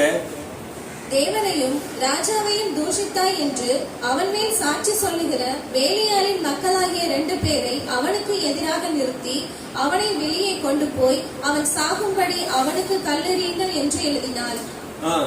அவன் பட்டணத்திலே குடியிருக்கிற மூப்பரும் பெரியோருமாகிய அவன் பட்டணத்து மனுஷர் யெசபேல் தங்களுக்கு அனுப்பின நிருபங்களில் எழுதி கட்டளையிட்டபடியே செய்தார்கள். இந்த யெசபேல் என்ன கட்டளையிட்டாலோ, இந்த யெசபேல் என்ன சொன்னாலோ அப்படியே என்ன பண்ணாங்க, அந்த மூப்பர்களும் செய்தார்கள். இந்த யெசபேலுடைய ஆவி மற்றவர்களை குற்றமற்றவருடைய ரத்தத்தை சிந்தும்படியாக, அவனை கெடுக்கும்படியாக, அவனுடைய எல்லையை, அவனுடைய கர்த்தர் கொடுத்த அந்த சுதந்திரத்தை கெடுக்கும்படியாக இந்த பொல்லாத ஆவி, யெசபேலுடைய ஆவி என்ன பண்ணுச்சு, அந்த நிருபத்தை எழுதும்படியாக அனுப்பின போது அவர்கள் அப்படியே செய்தார்கள். யார்கள்? அந்த மூப்பர்கள், பட்டணத்து மூப்பர்கள் என்ன பண்ணாங்க, அப்படியே செய்தார்கள். அப்படி செய்த போது என்ன நடந்தது பாருங்க, அவர்கள் உபவாசம் என்று பிரசித்தப்படுத்தி நாபோத்தை ஜனத்தின் முன்னே நிறுத்தினார்கள். நாபோத்தை ஜனத்துக்கு முன்பாக நிறுத்தினார்கள். நாபோத் அந்த பட்டணத்திலே ஒரு பெரிய மனிதனாக இருந்தான். ஓரளவுக்கு ஒரு நடுத்தர குடும்பமா இருந்தான். அவனுக்கும் தோட்டங்கள் இருந்தது பாருங்க. அவனை கொண்டு வந்தார்கள். அப்போது பேலியாளி மக்கள் 2 பேரை அவரிடத்தில் கொண்டு வந்து உட்கார்ந்து நாபோத் தேவனையும் ராஜாவையும் தூஷித்தான் என்று ஜனத்திற்கு முன்பாக அவன் மேலே சாட்சி சொன்னார்கள். அதற்கு பின்பு அவனை பட்டணத்துக்கு வெளியே கொண்டு போய் அவனை சாகும்படி அவனை கல்லெறிந்தார்கள். உபவாசிக்கிறது தேவையில்ல. தேவனை தூஷித்தாராகவும் ராஜாவை தூஷித்ததாகவும். அப்போ தேவனை தூஷிக்கிறவன் கல்லெறியப்பட வேண்டும். உன் தேவனாய் கர்த்தரை தேவன் வேற ஒரு தேவன் இல்லை, அவர்தான் தேவன். அந்த தேவனை இஸ்ரவேலின் தேவனை தூஷித்ததாகவும் ராஜாவை திட்டவே இல்லை, தேவனை தூஷிக்கவும் இல்லை. ஆனா ஒரு பொய் சாட்சியை கொண்டு வந்து, சட்டங்களுக்கு முன்பாக 2 சாட்சிகள் இருந்தா என்ன பண்ணுவாங்க, அவனை கல்லெறிந்து கொல்லணும். பழைய ஏற்பாடு காலத்தில் நடந்த ஒரு சம்பவம். அந்த சட்டத்தை கொண்டு வந்து என்ன பண்ணாங்க, பொய் சாட்சியை கொண்டு வந்து அவனை நிறுத்தி அவனை கல்லெறிந்து கொண்டு பாளையத்துக்கு புறமே கொண்டு போய், ஊருக்கு புறமே கொண்டு போய், குற்றமில்லாத ஒரு மனுஷனை என்ன பண்ணாங்க, பொய் சாட்சியை சொல்லி அவனை கொலை செய்யும்படியாக கல்லெறிந்து அவனை கொண்டார்கள். பிற்பாடு இசபேலுக்கு நாபோத் கல்லெறிந்து செத்தான் என்று சொல்லி அனுப்பினார்கள். பாருங்க இப்ப என்ன நடக்குது, அவனை கொலை செய்து தான் அந்த இடத்தை எடுத்துக்கலாம் என்று எசபேலியுடைய திட்டம். இது நடந்து பாருங்க, வாசிங்க. நாபோத் கல்லெறியுண்டு செத்ததை எசபேல் கேட்டபோது ஆகாபை நோக்கி, நீர் எழுந்திருந்து யெஸ்ரயேலாகிய நாபோத் உமக்கு விலைக்கிரயமாய் கொடுக்க மாட்டேன் என்று சொன்ன திராட்சை தோட்டத்தை சொந்தமாய் எடுத்துக்கொள்ளும். நாபோத் உயிரோடு இல்லை, அவன் செத்து போனான் என்றார். அவன் செத்து போனான். நாபோத் என்ன பண்ணிட்டான், செத்து போனான். என்னுடைய சதி திட்டத்தின்படி உன்னாலே ஒரு ராஜாவா இருந்து ஒருத்தனை கொல்ல கூட ஒண்ண முடியல, சதி திட்டம் திட்ட முடியல, நீ ஒரு ராஜாவா? இது கடவுளுடைய பிள்ளைக்கு வராது பாருங்க, பிசாசுக்கு தான் இந்த புத்தியில வரும். சதி திட்டங்களை தீட்டுவது, திட்டம் போடுவது, இப்படி செய்தா இப்படி நடக்கும் என்பது திட்டம் போடுவது எல்லாம் யார் செய்யுது, பிசாசுடைய திட்டம். இந்த எசபேல் இப்படியாப்பட்ட திட்டத்தை பண்ணி என்ன பண்றா, அவனை சாகடிக்கும்படி செய்துட்டு, நீ இப்போ போய் என்ன பண்ணு, அவனுடைய நிலத்தை என்ன பண்ணு, எடுத்துக்கோ, அவன் நிலத்தை என்ன பண்ணு, எடுத்துக்கோ அப்படின்னு சொல்லி அவன் அனுப்பும் போது, நாபோத் செத்து போனதை ஆகாப் கேட்டபோது அவன் இஸ்ரவேலாகிய நாபோத்தின் திராட்சை தோட்டத்தை சொந்தமாக எடுத்துக்கொள்ளும்படி எழுந்து போனான். பாருங்க, அவன் செத்து போயிட்டான் தெரிஞ்ச உடனே அவன் போய் அந்த தோட்டத்தை எடுத்துக்கொள்ளனா, போய் எழுந்து போகும்போது அப்போது கர்த்தருடைய வார்த்தை எலியாவுக்கு உண்டானது. பாருங்க, இதெல்லாம் கர்த்தர் பார்த்துட்டு தான் இருந்தாரு. திட்டம் போறத கர்த்தர் பார்த்துட்டு தான் இருந்தாரு, சதி திட்டம் போறத கர்த்தர் பார்த்துட்டு தான் இருந்தாரு. கர்த்தர் யாரையும் சும்மா விட மாட்டாரு. பாருங்க, கர்த்தருடைய வார்த்தை எலியாவுக்கு உண்டானது. அல்லேலூயா. இந்த உலகத்துல நடக்கிற எல்லா அநியாயத்தையும் அக்கிரமத்தையும் கர்த்தர் கூர்ந்து பார்க்கிறார். அவர் அமைதியா இல்ல, அந்த எலியாவை அனுப்புகிறார். பாருங்க, எலியாவுக்கு கர்த்தருடைய வார்த்தை உண்டாகி, நீ எழுந்து சமாரியாவில் இருக்கிற இஸ்ரவேலின் ராஜாவாகிய ஆகாபை சந்திக்கும்படி ஓ. அவன் எழுந்து போன போது இவனை என்ன பண்றாரு, கர்த்தர் எலியாவை எழுந்து போன்னு சொல்றார். எழுந்து போ, இதோ அவன் நாபோத்தின் திராட்சை தோட்டத்தை சொந்தமாக எடுத்துக்கொள்ள அங்கே போயிருந்தான். நாபோத்துடைய திராட்சை தோட்டத்தை எடுத்துக்கொள்வதற்கு அந்த தோட்டத்துக்கு போயிட்டான். பாருங்க, நீ அவனை பார்த்து சொல்லு, என்ன சொல்ற, அவனை பார்த்து கர்த்தர் சொல்றாரு, அந்த ஆகாப்பு ராஜாவை பார்த்து நீ சொல்லு, நீ வாசிங்க, நீ கொலை செய்ததும் எடுத்துக்கொண்டதும் இல்லையோ என்று கர்த்தர் சொல்லுகிறார். நீ கொலை செய்தியா, நீ எடுத்துக்கொள்ளலையா என்பதை கர்த்தர் உனக்கு சொல்லுகிறார். நாய்கள் நாபோத்தின் ரத்தத்தை நக்கின ஸ்தலத்திலே உன்னுடைய ரத்தத்தையும் நாய்கள் நக்கும் என்று கர்த்தர் சொல்லுகிறார் என்று சொல் என்றார். பாருங்க, அவன் செத்து போனவனை என்ன பண்ண, சேர்ந்து அடக்கம் பண்ணல, என்ன பண்ணாங்க, விட்டுட்டு போயிட்டாங்க. நாய்கள் எல்லாம் போய் அந்த நாபோத்தினுடைய ரத்தத்தை என்ன பண்ணுது, நக்கினது கர்த்தர் பார்த்தார்.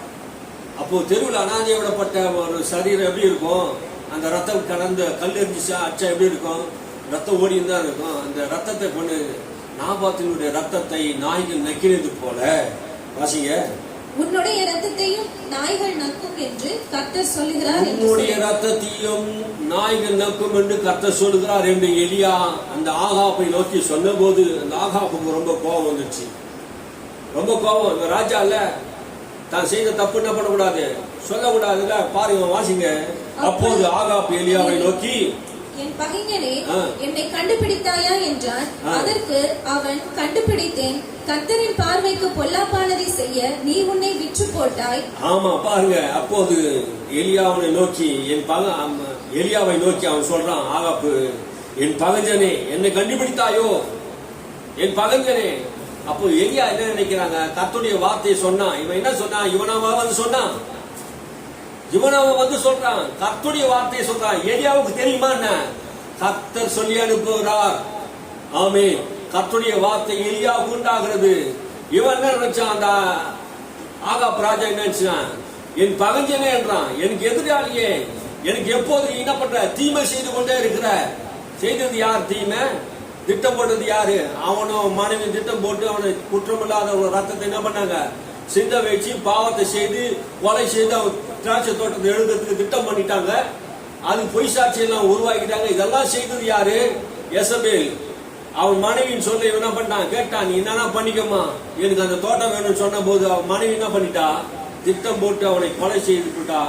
அங்க பாருங்க, கர்த்தருடைய பார்வைக்கு பொல்லாப்பானதை செய்து நீ உன்னை விட்டு போட்டாய். கர்த்தருடைய பார்வைக்கு பொல்லாப்பானதை செய்து உன்னை விட்டு போட்டா. உன் மனைவிக்கு நீ என்ன பண்ணிட்ட? உன் மனைவியுடைய சொல்ல கேட்ட. தப்பு இல்ல அது. இந்த காரியத்தை மனைவி தப்பு பண்றா சொன்ன போது, இஸ்ரவேலின் தேவனாச்சே, உனக்கு பிரமாணம் இருக்குது, கற்பனை இருக்குது, சட்டம் இருக்குது, இதெல்லாம் நீ செய்யக்கூடாது யெசபேல், நீ இதெல்லாம் பண்ணக்கூடாது அப்படின்னு சொல்லி இருக்கலாம். ஆனா அந்த யெசபேலுக்கு இவன் என்ன பண்ணல?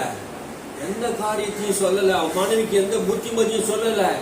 மனைவி சொன்னதெல்லாம் இவன் செய்தான் பாருங்க. இவன் ஒரு இஸ்ரவேலின் தேவனாய் கர்த்தரை ஆராதிக்கிறவன். வேத புஸ்தகம் இருக்குது, அவனுக்கு சத்தியம் இருக்குது, சிறு வயது முதல் சத்தியத்தை அறிந்து இருக்கிறவன். ஆனா தப்பு பண்ணது யாரு? இந்த மாதிரி அவன் தப்பு பண்ண போது அப்போது கர்த்தருடைய வார்த்தை அவனுக்கு சொல்றாரு. என்ன சொல்றது? நான் உன்மேல் பொல்லாப்பை வர பண்ணி, யாருக்கு? ஆகாபுக்கு. நான் உன்மேல் பொல்லாப்பை வர பண்ணி உன் சந்தையை அழித்து போட்டு ஆகாப்புக்கு சோரையிலே நீர் விடும் ஒரு நாயாகி விராதபடிக்கு இஸ்ரவேலை அடைப்பட்டவனையும் விடுபட்டவனையும் சங்கரித்து. என்ன சொல்ல வராதீங்க? நீ கர்த்தருடைய பார்வைக்கு பொல்லாப்பான காரியங்களை செய்தபடினாலே உன் சந்ததியில ஒருத்தம் கூட இருக்க மாட்டான்னு கர்த்தர் சொல்றார். சுவர்ல நாய் யூரின் போறது கூட ஒரு நாயை கூட நான் விட மாட்டேன், உன் சொந்த நாயை கூட என்ன பண்ண மாட்டேன், விட்டு விட மாட்டேன்னு சொல்லி சொல்றாரு. பாருங்க எவ்வளவு கர்த்தருடைய பார்வைக்கு பொல்லாப்பான காரியங்களை அந்த யெசபேல் செய்தபடினாலே, இவ்வளவு பொல்லாப்புக்கு ஆகாப்பும் உட்பட்டதுனாலே அவனுக்கு நடந்து. வாசிங்க. நீ எனக்கு கோபம் உண்டாக்கி இஸ்ரவேலை பாவம் செய்ய பண்ணினது நிமித்தம், நீ எனக்கு கோபம் உண்டாக்கி இஸ்ரவேலை பாவம் பண்ணிய நிமித்தம் உன்னுடைய குடும்பத்தை நேபாத்தின் குமாரனாகிய யெரொபெயாமின் குடும்பத்துக்கும் அகியாவின் குமாரனாகிய பாஷாவின் குடும்பத்துக்கும் சமானமாக்குவேன் என்றார் என்று சொன்னார். இதெல்லாம் நான் செய்ய போறேன், என் மனசுல கோபத்தை உண்டாக்கிட்டேன், உன் குடும்பத்தை நான் என்ன பண்ண போறேன், இப்படி நான் பண்ண போறேன்னு சொல்லி. அப்போது 23ஆம் வசனத்தை வாசிங்க. யெசபேலையும் குறித்து கர்த்தர், நாய்கள் யெசபேலை இஸ்ரவேலின் மதில் அருகே தின்னும், ஆகாபின் சந்ததியில் பட்டணத்தில் சாகிறவனை நாய்களும் வெளியிலே சாகிறவனை ஆகாயத்து பறவைகளும் தின்னும் என்றார். அப்ப யெசபேல் உடைய பிணத்தை என்ன பண்ணுமா? நாய்கள் தின்னும். எலியா தீர்க்கதரிசி சொல்றான், உனக்கும் ராஜ்யபாரம் போயிடும், சந்ததி அடியும், குடும்பம் அடியும், குற்றமில்லாத ரத்தத்தை நீ இப்படி பண்ணதினாலே கர்த்தருடைய வார்த்தை சொல்றான். இந்த தீர்க்க தரிசனத்தை கேட்கிறான். எந்த தீர்க்க தரிசனத்தை? இப்படி எல்லாம் நடக்கிறத அவன் கேட்கிற போது அவன் மனைவி என்ன பண்ணுவான்? மதில் சுவர் அருகே நாய்கள் அவளுடைய பிணத்தை தின்னும். அனாதையை போல பிணத்தை அந்த பிணத்தை நாய் தின்னும். ஆகாபின் சந்ததியை பட்டயத்தினாலே சாகரவனை நாய்களும், பட்டயத்தினால் சாகரவனை பட்டணத்திலே செத்து போனோம். யுத்தம் வரும்போது உங்க பட்டணத்தில் இருக்கலாம் செத்து போயிடுவான், மீதி வயலில் இருப்பான், வயலில் இருக்கணும் செத்து போவான். இப்படி செத்து போறோன்னே நாய்களும் பறவைகளும் என்ன பண்ணுவோம்? அவங்களை தின்னும். அடக்கம் பண்ணுவதற்கு ஆள் இல்லாம என்ன பண்ணுவாங்க? நாய்களும் பறவைகளும் தின்னக்கூடிய சூழ்நிலை உருவாகும் என்று கர்த்தருடைய வார்த்தை எலியா மூலமாக அந்த ஆகாப்பு ராஜாவுக்கு அறிவிக்கப்பட்ட போது, அப்பதான் என்ன பண்றாங்க? தன் மனைவியாகிய யெசபேலை தூண்டி விட்டபடினாலே கர்த்தருடைய பார்வைக்கு பொல்லாப்பான செய்த தன்னை விட்டு போட்ட ஆகாப்பை போல ஒருவனும் இல்லை என்பதே எலியா அறிவித்த போது, அந்த ஆகாப் ராஜா என்ன செய்தான் என்றால் 29ஆம் வசனத்தை இப்ப வாசிப்போம். எனக்கு முன்பாக தன்னை தாழ்த்தினதை கண்டாயா?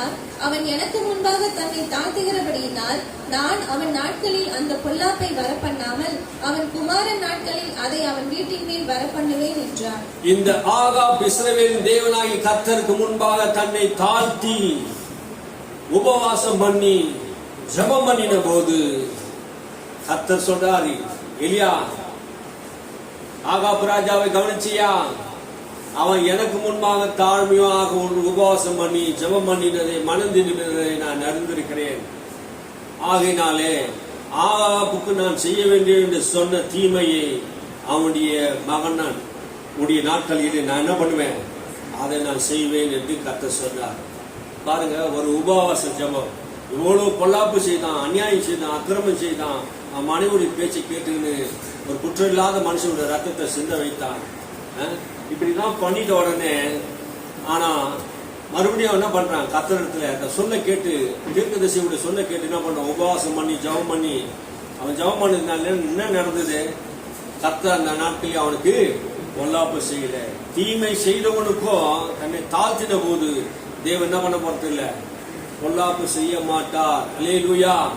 இதை நீங்க வாசிக்கணும், இதெல்லாம் சிந்திக்கணும். பாருங்க, ஒருவேளை உங்க வாழ்க்கையில ஒரு தீமை நமக்குள்ள இருக்குமானா, பொல்லாப்பு இருக்குமானா, இஸ்ரவேலின் தேவனாய் கர்த்தரை நோக்கி நம்ம ஜெபம் பண்ணும் போது தங்களுடைய பாவங்களை எல்லாம் நமக்கு மன்னிக்கிறார் என்று சொல்லுகிறார். அல்லேலூயா. இதெல்லாம் ஆண்டவர் சொல்கிறார். இன்னொரு வசனங்களை வாசிங்க. எசேக்கியேல் புஸ்தகம் 33ஆம் அதிகாரத்தை எடுத்துக்கொள்ளுங்க. இதை குறித்து ஆண்டவர் என்ன சொல்றாரு இன்னைக்கு வாசி பாருங்க. தேவன் சொன்ன தீர்க்க தரிசனத்தை மாற்றுவாரா?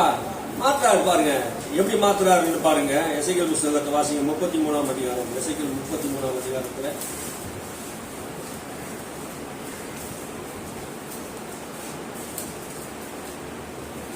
எடுத்துட்டீங்களா? எசேக்கியேல் 33ஆம் அதிகாரம் 13ஆம் வசனத்திலிருந்து வாசிங்க. 13.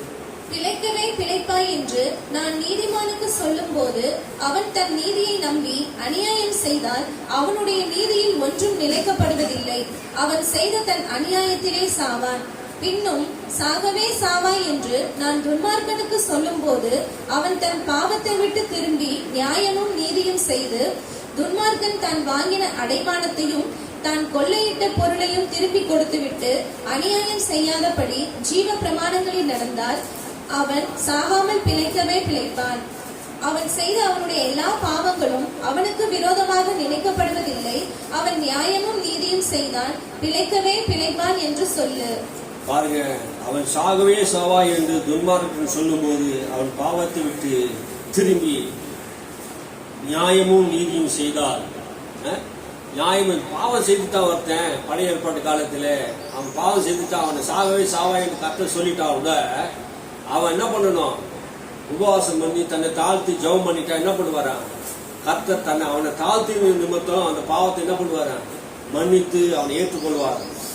அது மட்டும் துன்மார்க்கன் வாங்கி தன் அடமானத்தையும் தன் கொடுத்த பொருளையும் கொள்ளையடித்த பொருளையும் திரும்பி கொடுத்து விட்டு அநியாயம் செய்யாதபடிக்கு ஜீவ பிரமாணங்களில் நடந்தான். என்ன பண்ணணுமா, ஜீவ பிரமாணங்கள் நடந்தா. அப்ப நீதியின் வழியிலே நீ நடந்தா அவன் சாகாமல் பிழைப்பான். தன்னுடைய காரியங்களை மாற்றி கொள்ளும் போது என்ன நடக்குதுன்னா அவன் சாகாமல் பிழைக்கிறான். நாம அல்லேலூயா. நம் ஜெபம் பண்ணணும், அதுக்காக தான் ஜெபம் பண்ணணும். எனக்கு ஒரு பாவம் இல்லை, ஒரு அநியாயம் இல்லை யாரும் சொல்ல முடியாது. ஏன்னா எல்லாரும் பாவம் செய்து தேவனுடைய மகிமையை அத்து போனவங்களா இருக்கிறோம் என்று வேதம் சொல்லுவது. ஆகினால் நமக்குள்ள இருக்கிற அந்த பாவங்களை மன்னிக்க நாம் ஜெபம் பண்ணும் போது ஆண்டவர் அந்த ஜெபத்தை கேட்டு அந்த தீமை நமக்கு வராமல் பாதுகாப்பார். ஜெபமானது எசேக்கியேல் ராஜாவுடைய உயிரை காப்பாற்றுகிறது. ஜெபமானது சாக வேண்டியவன் சாக பண்ணாமல் கர்த்தர் பாதுகாக்கிறார். ஆமே, அல்லேலூயா. ஜெபம் நமக்கு நம்ம அவசியமா இருக்குது. பாருங்க, நாம் நீதியை செய்யும் போது, உண்மையா நடக்கும் போது, கர்த்தருக்கு முன்பாக தன்னை தாழ்த்தும் போது ஆண்டவர் நம்ம ஜெபத்தை கேட்டு அற்புதங்களை செய்கிறவராக இருக்கிறார். அல்லேலூயா. கடைசியாக நாம் வாசிப்போம்.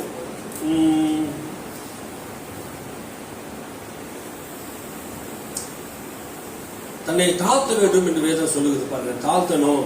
அப்ப 2 பேர் ஜெபம் பண்ண புறப்பட்டு போனார்கள். தாழ்மைக்கு ஆண்டவர் ஜெபத்துக்கு பதில் கொடுக்கிறவராக இருக்கார். 2 பேர் ஜெபத்துக்கு புறப்பட்டு போனார்கள். ஒருவன் பரிசேயன், ஒருவன் ஆயக்காரன்.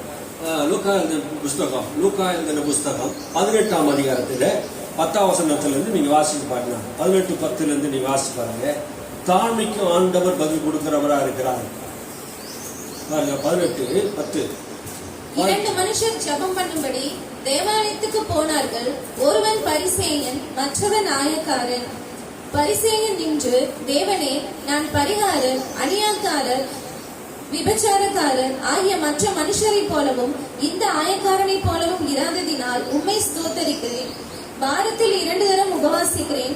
என் சம்பாத்தியத்தை எல்லாம் தசமபாகம் செலுத்தி வருகிறேன் என்று தனக்குள்ளே ஜெபம் பண்ணினான். ஆயக்காரன் தூரத்திலே நின்று தன் கண்களையும் வானத்துக்கு ஏறெடுத்து துணியாமல் தன் மார்பிலே அடித்துக்கொண்டு, தேவனே, பாவியாகிய என் மேல் கிருபையாயிரும் என்றான். அவன் அல்ல, இவனே நீதிமானாக்கப்பட்டவனாய் தன் வீட்டுக்கு திரும்பி போனான் என்று உங்களுக்கு சொல்லுகிறேன். ஏனெனில் தன்னை உயர்த்துகிறவன் எவனும் தாழ்த்தப்படுவான், தன்னை தாழ்த்துகிறவன் உயர்த்தப்படுவான் என்றார். ஆமென், அல்லேலூயா. பரிசேயன் ஆயக்காரனுடைய உவமைகளை இயேசு சொல்லுகிறது. என்ன சொல்றாருன்னா, அன்றியும் நான் உங்கள் நீதிமான்கள் என்று நம்பி மற்றவர்களை அற்பமா என்கிற சிலரை பொறுத்து அவர் உவமையாக சொன்னாராம். தன்னை நீதிமான் என்று நினைச்சிட்டு மற்றவர்களை அற்பமா என்கிற ரெண்டு பேர். ஒருத்தர் என்ன பண்றானா, பரிசேயன், இன்னொரு ஆயக்காரன். இன்னொருத்தர் ரெண்டு பேரும் என்ன பண்ணாங்க, ஜெபம் பண்ணுவதற்கு தேவாலயத்துக்கு புறப்பட்டு போகிறார்கள். அவர்கள் ஜெபம் பண்ணுகிற பரிசேயன் ஜெபம் பண்ணுகிறான், தேவனுடைய பிள்ளை என்று நினைத்து அவன் ஜெபம் பண்ணுகிறான். தேவனே பற்றி அவன் சொல்றான், அநியாயக்காரன், விபச்சாரக்காரன் ஆகிய மற்ற மனுஷனை போல இந்த ஆயக்காரனை போல நான் இராதபடினாலே உம்மை சோதரிக்கிறேன் என்று சொல்றான். என்ன சொல்றான், தம்முடைய ஜெபத்திலே பெருமை உள்ளவனாக ஜெபிக்கிறான். மற்றவர்களை அற்பமா எண்ணி, மற்றவருடைய வாழ்க்கையை குறை சொல்லி, மற்றவருடைய வாழ்க்கையிலே நடக்கிற சம்பவங்களை என்ன பண்றான், தப்பு தப்பா ஆண்டவர்கிட்ட ஜெபம் பண்றான். என்ன சொல்றான், இந்த ஆயக்காரனை போல இல்லை, இவன் விபச்சாரக்காரன், இவன் பொல்லாத மனுஷன், அநியாயக்காரன், மற்ற மனுஷனை போல நான் இல்ல, ஆகினால் உண்மை சோத்திருக்கிறேன். வாரத்திலே 2 முறை நான் என்ன பண்றேன், உபவாசம் பண்றேன். உபவாச பெருமை. இன்னைக்கு என்ன பண்ணுவோம், அநேக நினைக்கிறேன் உபவாச பெருமை. நீ ஜெபம் பண்ணலாம், உபவாசிக்கலாம், ஆனா தேவனிடத்தில் என்ன பண்ணக்கூடாது, பெருமையா இருக்கக்கூடாது. பெருமையா இருக்கிறான், அவன் சம்பாதித்து எல்லாம் தசமாகத்தை செலுத்துகிறான். புதிய ஏற்பாட்டிலே தசமாகத்தை ஆண்டு என்ன பண்றான், சம்பாதித்து எல்லாம் என்ன பண்றான், எடுத்து வந்து கொடுக்கிறான். வாசிங்க. வாரத்தில் 2 தடவை உபவாசிக்கிறேன், என் சம்பாத்தியத்தை எல்லாம் தசமபாகம் செலுத்தி வருகிறேன் என்று தனக்குள்ளே ஜெபம் பண்ணினான். தனக்குள்ளே ஜெபம் பண்ணினான். பாருங்க, ஜெபம் நல்ல ஜெபம் தான். ஆனா எப்படி ஜெபம் பண்றான், மற்றவர்களை அற்பமா எண்ணி, அவன் பொல்லாதவன், அவன் நல்லவன் கிடையாது, பொல்லாதவன், நான் உபவாசிக்கிறேன், ஜெபம் பண்றேன், நான் காணிக்க கொடுக்கிறேன், வாரத்துக்கு 2 நாள் நான் உபவாசித்து சம்பாத்தியத்துல எல்லாத்திலையும் என்ன பண்றேன், எல்லா சொத்துக்களையும் எடுத்து வந்து நான் என்ன பண்றேன், ஆலயத்துக்கு கொடுக்கிறேன், ஆகினா நான் நீதிமான், என்னை ஆண்டவர் என் ஜெபத்தை கேட்பார் என்று பெருமையா ஜெபம் பண்ணினான். பெருமை உள்ளவனுக்கு தேவன் எதிர்த்து நிற்கிறார் என்று வேதம் சொல்லுகிறது. பெருமையா சில பேர் எல்லாரும் பெருமையா பாருங்க, ஊழியத்துல பெருமை, ஜெபத்துல பெருமை, வேத வாசிப்புல பெருமை, எல்லாத்திலும் பெருமை. உன் தேவனாய் கர்த்தருக்கு முன்பாக உன்னை தாழ்மைப்படுத்து. தாழ்மை உள்ளவனுக்கு தான் கிருபை அளிக்கிறார், தன்னை உயர்த்தவர்களுக்கு அல்ல. நீங்க எப்போதும் தாழ்மையா இருக்கிறது கற்றுக்கொள்ளணும். ஆண்டவர் நம்முடைய ஜெபத்துக்கு பதில் தருகிற தேவனா இருக்கிறார். மனத்தாழ்மையா இருக்கணும், மனத்தாழ்மையா இருந்து ஜெபிக்கணும். ஆனா இவன் என்ன பண்றான், ஆயக்காரன் தூரத்தில் நின்று, இன்னொருத்தரும் ஜெபம் பண்ணான், ஆயக்காரன் தூரத்தில் நின்று, அவன் எங்க நிக்கிறான், ஆலயத்துக்கு வெளியே நிக்கிறான். நீ நிறைய பேர் ஆலயத்துக்கு வரல, அவன் வெளியே நிக்கிறான். பாவின்னு சொல்றோம் நம்ம மத்தவல, அவன் வெளியே நின்று ஜெபம் பண்றான். என்ன ஜெபம் பண்றான், தன் கண்களை வானத்துக்கு எடுக்க துணியாமல். அவன் என்ன பண்ணலாம், கண்ணை கூட என்ன பண்ண, பரலோகத்துக்கு நேரா பார்க்க முடியல அவனுக்கு. ஏன் பரலோகத்துக்கு நேரா அவன் கண்ணை பார்க்க முடியல? என்ன சொல்றான், வாசிங்க. தன் மார்பிலே அடித்துக்கொண்டு, தேவனே, பாவியாகிய என் மேல் கிருபையாயிரும் என்றான். பாவியாயிருக்கிற என் மேல் கிருபையாயிரும் ஆண்டவரே, பாவி ஆண்டவரே, நான் என் மேல கிருபையாயிரும். அவன் எதை நம்பினா, சுயநீதியை நம்பல. நான் பாவி ஆண்டவரே, என் மேல என்ன பண்ணு, கிருபையாயிரும் ஆண்டவரே. நான் பாவிகளுக்கு ஆண்டவர் இறங்குகிறவரா இருக்கிறார். தன்னை தாழ்த்துகிறவன் உயர்த்தப்படுகிறான். அவன் என்ன செய்தான், சுயநீதிக்காரன். அது பரிசேயன் என்ன பண்ணான், சுயநீதியை சொல்றான். நான் உபவாசிக்கிறேன், ஜெபம் பண்றேன், காணிக்கை கொடுக்கிறேன், நான் விபச்சாரம் பண்ணல, வேசித்தனம் பண்ணல, நான் நல்லா தான் இருக்கிறேன் ஆண்டவரே, அதனால உங்க சோத்தரிக்கிறேன், என் ஜெபத்தை கேட்கறதுக்காக சோத்திரன்னு சொல்றான். மற்றவர்களை அற்பமா எண்ணி தேவனுக்கு முன்பாக ஜெபம் பண்ணின அவனுடைய வாழ்க்கையும் கர்த்தர் பார்த்தாரு. இவன் பரலோகத்துக்கு நேராக தன் கண்களை ஏறெடுக்காம தன் மார்பில அடித்துக் கொள்றான். நுறுங்குண்ட இருதயத்தோடு கர்த்தரை நோக்கி பார்க்கிறான். அவன் பெருமையா சொல்லி ஜெபம் பண்றான். இவனோ தன்னை தாழ்த்தி, பெருமை இல்லாம தன்னை தாழ்த்தி, நான் பாவிதான் ஆண்டவரே, நான் அக்கிரமக்காரன் தான் ஆண்டவரே, என்ன மன்னிங்க ஆண்டவரே, உங்க கிருபையினால் எனக்கு இரக்கம் பாராட்டுங்க ஆண்டவரே. அவன் ஜெபம் பண்ணின போது அவன் அல்ல, இவனை ஏற்றுக்கொள்ளப்பட்டான். தன்னை உயர்த்தினவன், தேவனுக்கு முன்பாக தன்னை உயர்த்தினவன் அல்ல, தாழ்மை உள்ளவனுக்கு ஆண்டவர் கிருபை அளிக்கிறார். அல்லேலூயா. நாம் ஜெபத்தின் வல்லமை பார்க்கிறோம். ஜெபமானது தாழ்மைப்படுத்தி ஜெபம் பண்ணுவதுதான். உன் தேவனாய் கர்த்தருக்கு முன்பாக நீ தாழ்மைப்படுத்தி ஜெபம் பண்ணினான் ஜெபம் கேட்கப்படும். அல்லேலூயா. வேதம் அப்படிதான் சொல்லுதுங்க. ஜெபம் பண்ணினா ஆண்டவர் ஜெபத்தை கேட்பார். நீ என்னாகும் புஸ்தகத்தை நீங்க வாசித்து பாருங்க. என்னாகும் புஸ்தகத்தை நீ எடுத்துக்கொள்ளுங்க. 14ஆம் அதிகாரத்துல என்னாகும் 14ஆம் அதிகாரத்துல அங்கே மோசே இஸ்ரவேல் மக்களுக்காக ஜெபம் பண்ணுவதை நாம் பார்க்கிறோம். அந்த மக்களை கர்த்தர் சொன்னார், இந்த ஜனங்கள் வணங்கா கழுத்துள்ள ஜனங்கள் என்னுடைய அற்புதத்தை கண்டும் என்னுடைய வல்லமையை கண்டும் இந்த ஜனங்கள் என்னை வணங்காதபடினாலே மோசே நான் இவனை நான் என்ன பண்ண போறேன், இந்த ஜனங்களை அழித்து விட போறேன் என்று கர்த்தர் சொல்றதை நீ கவனிங்க. 11ஆம் வசனத்திலிருந்து நாம் வாசிப்போம். அப்போது கர்த்தர் மோசேயை நோக்கி எதுவரைக்கும் இந்த ஜனங்கள் எனக்கு கோபம் உண்டாக்குவார்கள், தங்களுக்குள்ளே நான் காட்டின சகல அடையாளங்களையும் அவர்கள் கண்டும் எதுவரைக்கும் என்னை விசுவாசியாதிருப்பார்கள்? நான் அவர்களை கொள்ளை நோயினால் பாதித்து சுதந்திரத்துக்கு புறம்பாக்கி போட்டு அவர்களை பார்க்கிலும் உன்னை பெரிதும் பலத்ததுமான ஜாதியாக்குவேன் என்றார். கர்த்தர் சொல்லுகிறது என்னன்னா, இந்த ஜனங்கள் எனக்கு கோபம் உண்டாக்கினார்கள், தங்களுக்குள்ளே நான் காட்டின அற்புதங்களையும் அடையாளங்களையும் இந்த ஜனங்கள் எதுவரைக்கும் என்னை விசுவாசிக்காமல் இருக்கிறார்கள். ஆகினால் மோசே, இந்த ஜனங்கள் பொல்லாதவர்கள் வணங்கா கழுத்துள்ள ஜனங்களமா இருக்கிறது. ஆகினால் இந்த ஜனங்களை நான் கொள்ளை நோயினால் வாதித்து நான் அழித்து சாகடிக்க போகிறேன், உன்னை நான் பெரிய ஜாதி ஆக்க போறேன் என்று கர்த்தர் மோசேயிடத்தில் சொன்ன போது, ஆமா ஆண்டவரே அப்படியே செய்யுங்க, ஆமா நான் ரொம்ப நாளா பாக்குறேன் இந்த ஜனங்க பொல்லாத ஜனங்கள் தான் சாகட்டும் அப்படின்னு சொன்னா சொல்லல. என்ன செய்தான்?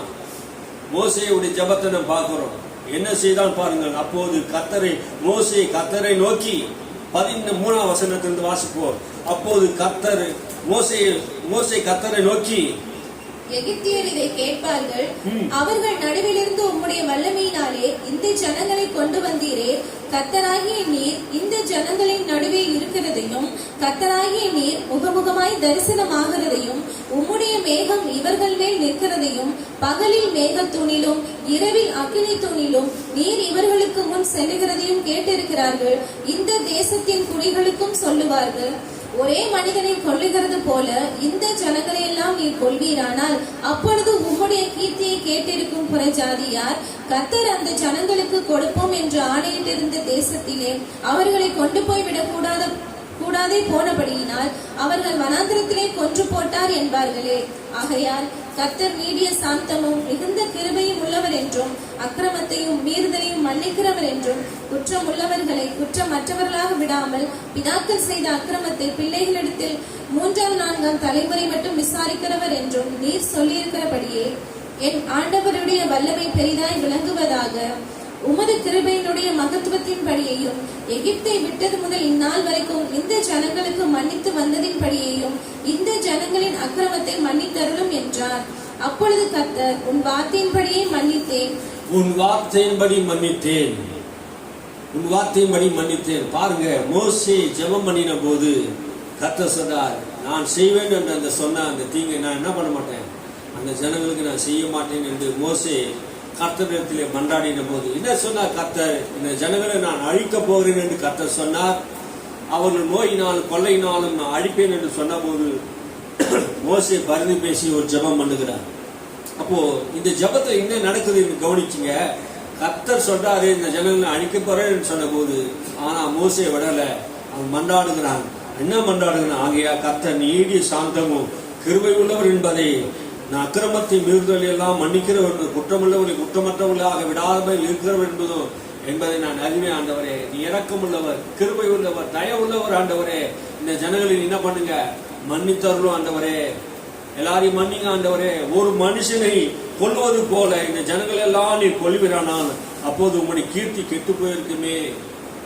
இந்த ஜனங்களை என்ன பண்ணுங்க, எகிப்திலிருந்து கொண்டு வந்தீங்களே, எகிப்திலிருந்து அழைச்சு வந்தீங்களே, புறஜாதிகளா என்ன சொல்லுவாங்க, அவர் உங்களுடைய வல்லமையினால் கொண்டு வந்து பாலும் தேனும் ஓடுகிற தேசத்துக்கு கொண்டு போவேன்னு சொன்ன போது, ஆண்டவரே அந்த ஜனங்கள் வனாந்தரத்தை விட்டு போயிட்டாரே, சாகடிச்சிட்டாரேன்னு சொல்லுவாங்களே, புறஜாதிகள் கேட்பாங்களே அப்படின்னு சொல்லி என்ன பண்றாரு, மன்றாடி கெஞ்சி ஜெபம் பண்ணின போது கர்த்தர் மோசேயுடைய வார்த்தையை கேட்டார். அல்லேலூயா. ஒரு தலைவன் தன் ஜனங்களுக்காக ஜெபிக்கும் போது அந்த தேசத்துடைய பாவத்தை கர்த்தர் மன்னித்து அந்த தேசத்துடைய மக்களுக்கு மன்னிப்பை கொடுக்கிறார். அல்லேலூயா. ஜெபத்தின் வல்லமை குறித்து நாம் பார்க்கிறோம். ஜெபம் பண்ணினா ஆண்டவர் மன்னிக்கிறவரா இருக்கிறார். ஏன் ஜெபிக்க வேண்டும், எதற்காக ஜெபிக்க வேண்டும் என்ற கேள்விக்கு பதில் நாம் பார்த்து கொண்டிருக்கிறோம். அல்லேலூயா. ஏன் ஜெபிக்கணும், எதற்காக ஜெபிக்கணும்? செய்வேன் என்று சொன்னதை ஆண்டவர் செய்யவில்லை. காரணம் என்ன? ஜெபம் அவ்வளவு வல்லமை உள்ளதா இருக்கிறது. ஆமென். அல்லேலூயா. கர்த்தர் ஜெபத்தை கேட்கிறவரா இருக்கிறார். செய்வேன் என்ற தீங்கை அவருக்கு செய்யாமல் மனஸ்தாபப்பட்டு தீங்குக்கு மனஸ்தாபப்படுகிற தேவனாக கர்த்தர் இருக்கிறார். ஆமென். அல்லேலூயா. அந்த நினைவே பட்டணத்து பொல்லாத மனுஷர்கள் அந்த பட்டணத்தார் மிகவும் அக்கிரமக்காரர்கள் பொல்லாத காரியங்களை செய்தபடினாலே கர்த்தர் யோனாவை நோக்கி, நீ நினைவே பட்டணத்துக்கு போய் அந்த அக்கிரமத்தை நீ அந்த பட்டணத்தை கவிழ்க்கப்படுவதை குறித்து 40 நாளுக்குள்ள அந்த பட்டணம் அழிக்கப்பட்டு போகிறோம், அந்த பட்டணம் அழிந்து போய்விடும் என்று அதுக்கு நேரா பிரசங்கம் பண்ணு என்று சொன்ன போது யோனா அது கீழ்ப்படியாமல் அவன் புறப்பட்டு நினைவேக்கு போகாமல் தர்சுத்துக்கு போனபடினாலே அவனை கப்பலில் தூக்கி மீன்வாயில போட்டார்கள். அந்த மீன் அவன் கரையில வந்து கக்கின போது அந்த நினைவே பட்டணத்துக்கு மனம் திரும்பும்படியாக அவன் பிரசங்கம் பண்ணினான். அந்த நினைவே மக்கள் அரச முதல் பிரதானிகள் முதல் அந்த ஜனங்கள் முதல் கடைசி ஜனங்கள் ஏழை ஜனங்கள் முதல் அந்த ஆடு மாடு ஒட்டகம் குதிரை கூட எல்லாமே என்ன பண்ணிச்சு, இரட்டொடுத்து சாம்பலில் உட்கார்ந்து அவன் உபவாசித்து ஜெபம் பண்ணின போது என்ன நடந்தது என்றால் கர்த்தர் செய்ய வேண்டிய இந்த தீங்கை அவளுக்கு செய்யல. அல்லேலூயா. உபவாசித்து ஜெபம் பண்ணின போது அந்த நினைவே பட்டணம் காக்கப்பட்டது. அப்போது அந்த யோனாவுக்கு கோபம் வந்தது. ஆண்டவரே, இதற்கு தெரியும், எனக்கு தெரியும், நீ இரக்கம் உள்ளவர் மனதுருக்கம் உள்ளவர் தீங்குக்கு மனஸ்தாபப்படுகிற தேவன் என்பதை நான் அறிவேன். ஆகினால் நீ முதல் சொல்லும் போது நான் நினைவேக்கு போல, நான் நினைவேக்கு போகாத காரணம் அதுதான். நீ தீங்குக்கு மனஸ்தாபப்பட்டுருவீங்க. யாரா உங்ககிட்ட வந்து ஜெபம் பண்ணினா, யாரா என்ன மன்னிங்கன்னு கேட்டா நீ மன்னிச்சுவீங்க, எனக்கு தெரியும். நான் பொய் சொல்லிட்டேன். போ, அந்த நினைவே பட்டணம் அழியணும்னு நான் சொல்லிட்டேனே, என் வார்த்தை நிறைவேறலையே. இப்ப நீ சொன்ன வார்த்தை நான் சொல்லிட்டேனே, என்ன என்ன நினைப்பாங்க? என்ன ஒரு பொய் தீர்க்கதரிசி நினைக்க மாட்டாங்களா? அப்படின்னா இவன் நினைக்கிறான். அப்படி நினைக்கும் போது யோனாவுக்கு புத்தி வரும்படியாக அந்த பட்டணத்துக்கு எதிரே போய் உட்காந்து சொன்ன தீர்க்கதரிசி நிறைவேறணும், நிறைவேறலன்னா விட மாட்டேன்னு சொல்லிட்டு பட்டணத்துக்கு எதிரில் போய் உட்காந்து பார்த்துன்னு இருக்கிறான். வெயில் உஷ்ணமான சூழ்நிலையில அந்த நாளில ஒரு ஆமனுக்கு செடியை ஆண்டவர் உண்டாக்கி அவனுக்கு நிழல் உண்டாக்கும்படியாக செய்தார். அந்த நிழல் அவனுக்கு சுகமா இருந்தது. சுகமா இருந்தபோது ஒரு பூச்சை அரிக்கிற பூச்சை ஒன்று அனுப்பி விட்டார் கர்த்தர். அந்த பூச்சி அந்த நாளில் என்ன பண்ணிச்சு, அந்த யோனா உட்காந்து அந்த தலைமையில உட்கார்ந்து இருந்த ஆமனுக்கு செடி என்ன பண்ணிச்சு, அரித்து போட்டது. அப்போது யோனாவுக்கு மிகவும் எரிச்சலா இருந்தது. நான் இன்னும் எரிச்சலா இருப்பேன் ஆண்டவரே, இன்னும் எரிச்சலா இருக்கிறேன்னு கேட்டா, நான் இன்னும் எரிச்சலா இருப்பேன். ஒரே நாள்ல பூத்து ஒரே நாள்ல காய்ச்சி ஒரே நாள் அழிந்து போனத இந்த ஆமணக்கு செடிக்கா நீ பரிதவிக்கிறியே. 1,20,000 பேரு அந்த நினைவு பட்டணத்தில் இருக்கிறாங்க. 1,20,000 பேர் அந்த பட்டணத்தில் இருக்கிறாங்க. வலது கைக்கு இடது கைக்கு வித்தியாசம் தெரியாத அறியாத ஜனங்கள் இருக்கிறாங்களே. நான் இவர்களை கொல்லும்படி சொல்றியே, ஒரே நாள் வந்த அந்த ஆமனுக்கு செடிக்கா நீ பரிதவிக்கிறியே. 1,20,000 பேர் ஜனங்களுக்கு நான் பரிதவிக்க மாட்டானா? எதற்காக ஆண்டவர் ஜெபம் பண்ண சொல்கிறார் தெரியுமா? தங்களுடைய தீமை தங்களுடைய பொல்லாப்பு தேவனுக்கு முன்பாக எட்டினபடினாலே அவருடைய அக்கிரமம் நினைவே பட்டணத்துடைய அக்கிரமம் பரலோகத்தை எட்டினது. அவருடைய அக்கிரமம் பரலோகத்தை எட்டின போது ஏன் அவரை ஆண்டவர் அனுப்பினார்? யோனா தீர்க்கதரிசி ஏன் அனுப்பினார்? அந்த ஜனங்கள் உபவாசம் பண்ணி ஜெபம் பண்ணினா அந்த 1,20,000 பேர் நான் அழிக்க மாட்டேன். ஆண்டவருடைய குணம் என்ன? அழிப்பதற்கு அவர் குணம் இல்லை, கொல்லுவது அவர் குணம் இல்லை. அவர் இப்ப அது இவ்வளவு அக்கிரமம் செய்தாங்களே, இவ்வளவு அநியாயம் செய்தாங்களே, நான் எச்சரிச்ச போது தங்கள் மனஸ்தாபப்பட்டு உபவாசம் பண்ணி அந்த ஜனங்கள் நட்டுழுத்தி சாம்பலியில் உட்கார்ந்து ஜபம் பண்ணினாங்களே. ஜபம் பண்ணின போது கர்த்தர் செய்வேன் என்று அந்த சொன்ன அந்த தீங்கை அவருமே செய்யலையே. காரணம் என்ன? அவர் உபவாசம் பண்ணி ஜபம் பண்ணினார்கள். இல்லையா? உபவாச ஜபம் அவ்வளவு முக்கியமா இருக்குது பாருங்க. ஜபம் நம்முடைய வாழ்க்கையில் பெரிய காரியங்கள் எல்லாம் செய்யும். நாம இல்லையா தன்னை தாழ்த்தி ஜபம் பண்ணின போது கர்த்தர் தேசத்தை காக்கிறார். இந்த நினைவே பட்டணத்தை காத்தார். நோபத்தை கொன்ன போது கூட அந்த ஆகாப்பு அவனுடைய குடும்பத்தையும் கர்த்தர் அந்த நாளில் தள்ளி போட்டார். இஸ்ரவேல் ஜனங்கள் பாவம் செய்து கர்த்தர் அழிப்பேன் என்று சொன்ன அந்த ஜனங்களுக்காக மோசே ஜெபித்த போது கர்த்தர் மோசேவுடைய வார்த்தை கேட்டு அந்த ஜனங்களுக்கு மன்னித்தார். அல்லேலூயா. அந்த 2 பேர் ஜெபம் பண்றாங்க. ஒருத்தன் பாவி, ஒருத்தன் ஆயக்காரன், ஒருத்தன் பரிசேயன். தன்னை தாத்துக்கிறான், ஒருத்தன் தன்னை உயர்த்துக்கிறான். 2 பேரையும் பாருங்க. ஒருத்தன் சுயநீதிக்காரனா இருக்கிறான், இன்னொரு தன்னை பாவியா ஒப்புக்கொள்றான். ஒருத்தன் கிருபையை சார்ந்து கொள்றான், ஒருத்தன் நியாயப்பிரமாணத்தை சார்ந்து கொள்றான். கிருபை சார்ந்து கொண்டவனுக்கு மன்னிப்பு உண்டு, நியாயப்பிரமாணத்தை சார்ந்து கொண்டவனுக்கு மன்னிப்பு இல்லை. நாம் யாரை சார்ந்து கொள்கிறோம்? கிருபையாக்கு இயேசுவை நாம் சார்ந்து கொள்வோம். எனக்கு பாவையிலிருந்து யாரும் சொல்ல முடியாது. நம்ம எல்லாரும் பாவிகள் தான், அக்கிரம செய்கைக்காரர் தான்.